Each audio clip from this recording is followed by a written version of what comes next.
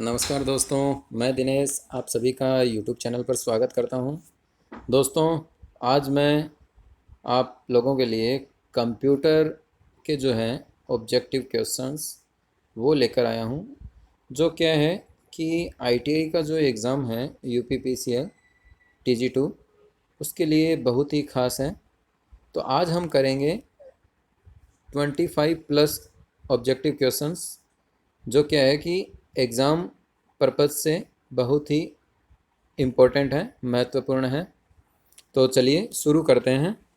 आज का जो पहला सवाल है वो है सेविंग की प्रक्रिया क्या है। तो कंप्यूटर में जब हम या मोबाइल में जो सेव करते हैं वो क्या है, मेमोरी से स्टोरेज माध्यम तक दस्तावेज़ कॉपी करना। मतलब मेमोरी जो है आपकी, वहाँ से कोई भी डाटा है स्टोरेज के माध्यम से उनको सेव करना, कॉपी करना सेविंग कहलाता है। आगे है नंबर 2, डायरेक्टरी के अंदर की डायरेक्टरी को कहा जाता है। तो डायरेक्टरी के अंदर की डायरेक्टरी को सब डायरेक्टरी कहा जाता है।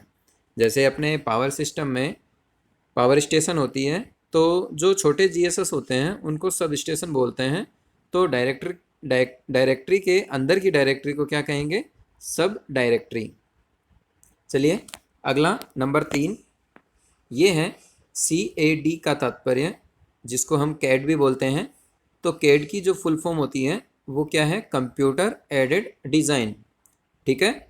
चलिए अगला जो है नंबर 4, वो है ओरेकल है। ओरेकल क्या है, यह एक डेटाबेस सॉफ्टवेयर है।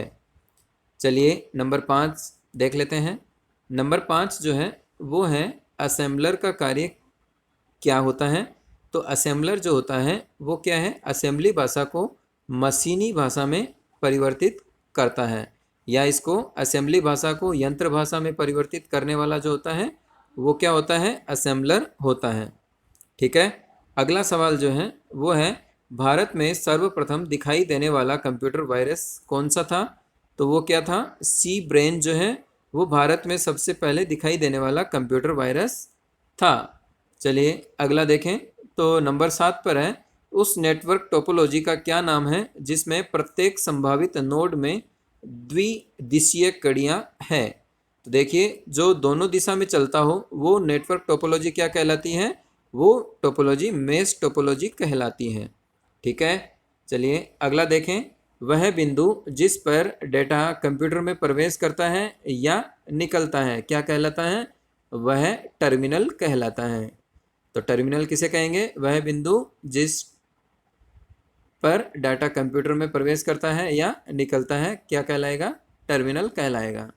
चलिए अगला देखें। नंबर 9 जो है वो है विश्व का प्रथम कंप्यूटर नेटवर्क माना जाता है।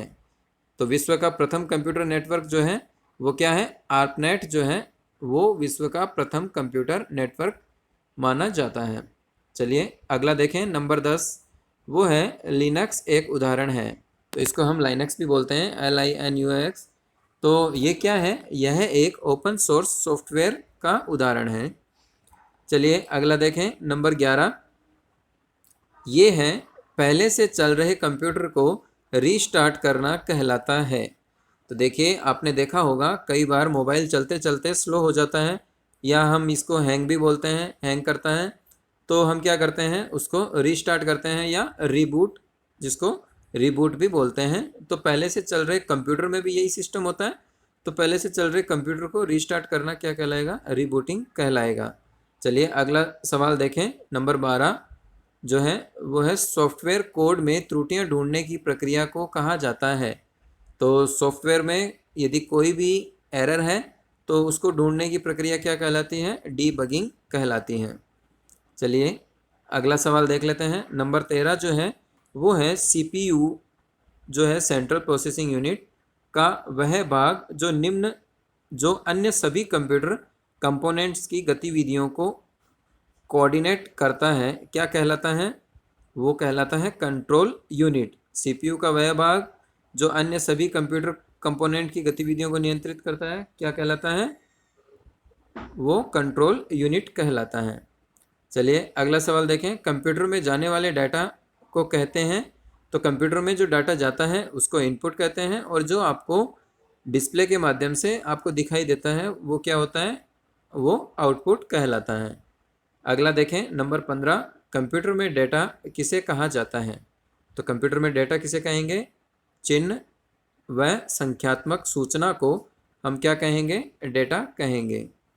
अगला नंबर 16 पर जो है वो है ALU का पूरा नाम होता है।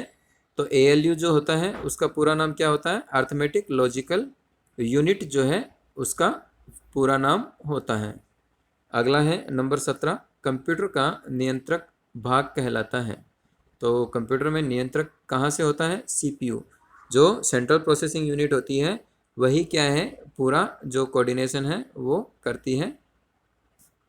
चलिए अगला देखें नंबर 18 जो है कंप्यूटर के सभी भागों के बीच सामंजस्य स्थापित करता है, क्या कहलाता है, वो आपका कंट्रोल यूनिट कहलाता है, जो अभी आपने ऊपर भी देखा। नंबर 19 पर है माइक्रो प्रोसेसर जो कंप्यूटर का मस्तिष्क होता है उसे कहा जाता है, वो क्या कहलाएगा, माइक्रो चिप। तो माइक्रो चिप जो है वो कंप्यूटर का ब्रेन मस्तिष्क कहलाता है। अगला नंबर 20 जो है वो है ALU परिचालन संपन्न करता है। ALU जो होता है वो अर्थमेटिक ऑपरेशन जो है वो परफॉर्म करता है।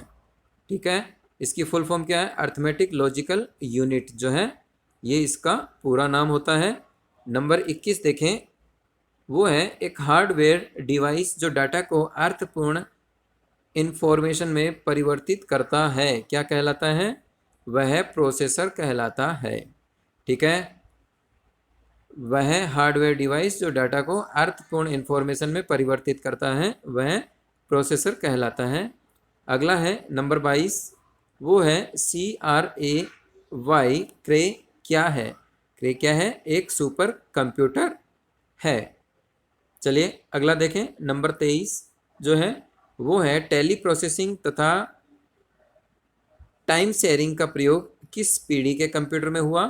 तो वह कौन सी पीढ़ी थी, वह तृतीय पीढ़ी थी।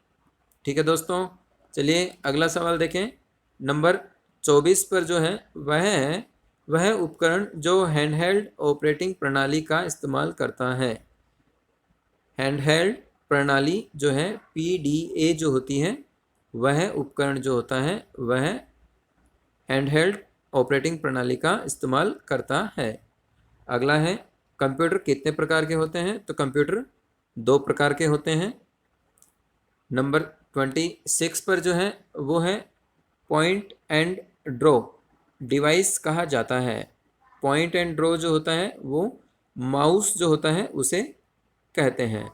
नंबर 27 नंबर पर है वो है ट्रैक बॉल उदाहरण है। किसका उदाहरण है, ट्रैक बॉल, पॉइंटिंग डिवाइस जो होती है उसका ट्रैक बॉल उदाहरण है।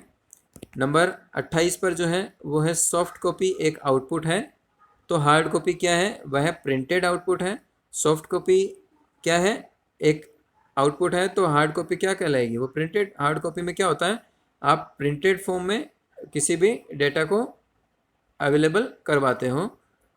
चलिए अगला देखें, अगला है 29 नंबर, सेकेंडरी स्टोरेज मीडिया से हार्ड डिस्क में सॉफ्टवेयर प्रोग्रामों को कॉपी करने की प्रक्रिया को कहते हैं। तो सेकेंडरी स्टोरेज मीडिया से हार्ड डिस्क में सॉफ्टवेयर प्रोग्रामों को कॉपी करने की प्रक्रिया इंस्टॉलेशन जो होता है उसे कहते हैं। ठीक है, चलिए अगला देखें, किस मेमोरी में रखा डाटा बिजली जाते ही समाप्त हो जाता है। तो वह क्या है, वह रैम जो होता है। रैम में रखा हुआ डाटा बिजली जाने के बाद समाप्त हो जाता है, क्योंकि हम जानते हैं रैम जो होती है रैंडम एक्सेस मेमोरी जो होती है उसमें डेटा टेम्परेरी स्टोर होता है, और लाइट यदि आपकी कट होती है तो उसके साथ ही वो डाटा चला जाता है। और रोम जो होती है रीड ओनली मेमोरी, तो उसमें क्या है, डेटा जो होता है वो परमानेंट स्थायी रूप से स्टोर होता है। ठीक है, तो ये थे आज के 30 इम्पोर्टेंट क्वेश्चंस। चलिए ऐसे ही आगे भी वीडियो लेकर आते रहेंगे। तो आपको यदि वीडियो अच्छा लगा तो लाइक कीजिए,